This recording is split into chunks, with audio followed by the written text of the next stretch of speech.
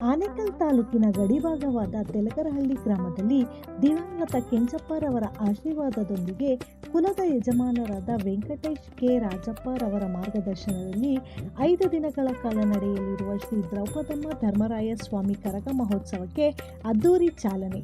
ಧಾರ್ಮಿಕ ವಿಧಿವಿಧಾನಗಳೊಂದಿಗೆ ಕುಡಿಮರ ಕಟ್ಟುವ ಮೂಲಕ ಚಾಲನೆ ನೀಡಲಾದ ಮೊದಲ ದಿನ ಕಾರ್ಯಕ್ರಮದಲ್ಲಿ ದೇವರಿಗೆ ವಿಶೇಷ ಅಭಿಷೇಕ ಮತ್ತು ಧ್ವಜಾರೋಹಣ ನೆರವೇರಿಸಲಾಯಿತು.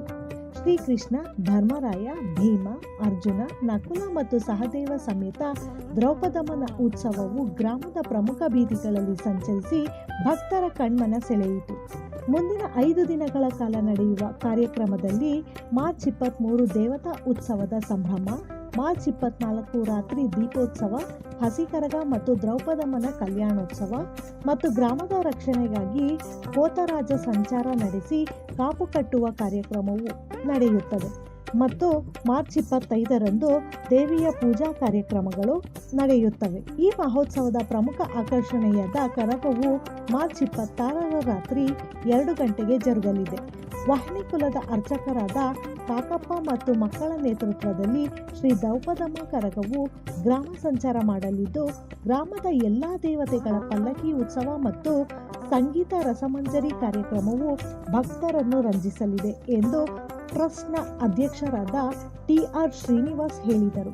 ಹಾಗೂ ಖಜಾಂಚಿ ಟಿ.ಎಂ. ರಾಮಚಂದ್ರರವರ ನೇತೃತ್ವದಲ್ಲಿ ಈ ಸಂಪೂರ್ಣ ಕಾರ್ಯಕ್ರಮವು ಆಯೋಜಿತವಾಗಿದೆ. ಗ್ರಾಮದ ಹಿರಿಯರಾದ ಕಾಕಪ್ಪ, ಕೃಷ್ಣಪ್ಪ, ರಾಜಪ್ಪ, ಮುನಿರಾಜು ಸೇರಿದಂತೆ ಯುವ ಮಿತ್ರರಾದ ಅಂಬರೀಶ್, ದೀಪಕ್ ಮತ್ತು ಗಿರೀಶ್ ಈ ಭಕ್ತಿ ಕಾರ್ಯಕ್ರಮದ ಯಶಸ್ವಿಗೆ ಶ್ರಮಿಸುತ್ತಿದ್ದಾರೆ.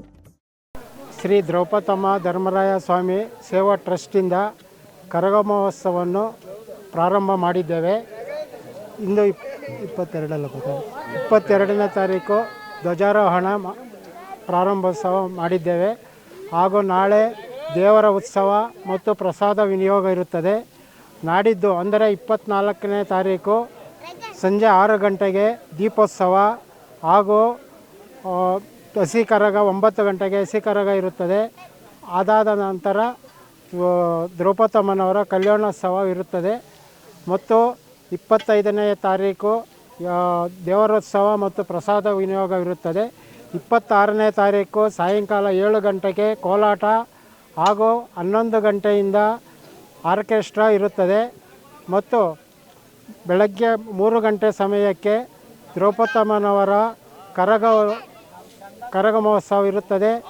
ಎಲ್ಲ ಭಕ್ತಾದಿಗಳು ಈ ಕಾರ್ಯಕ್ರಮಕ್ಕೆ ಬಂದು ದೇವರ ಕೃಪೆಗೆ ಪಾತ್ರರಾಗಬೇಕಾಗಿ ತಮ್ಮಲ್ಲಿ ಸವಿನಯ ಪ್ರಾರ್ಥನೆ. ದ್ರೌಪದಮ್ಮನವರ ಕರಗ ಮಹೋತ್ಸವದ ಅಂಗವಾಗಿ ಇಂದು ಧ್ವಜಾರೋಹಣವಾಗಿದ್ದು, ಇಂದಿನಿಂದ ಕಾರ್ಯಕ್ರಮಗಳು ಆರಂಭವಾಗುತ್ತಿದೆ. ಹಾಗೂ ನಾಳೆ 8 ಗಂಟೆಗೆ ದೇವರ ಉತ್ಸವವು ಇರುತ್ತದೆ.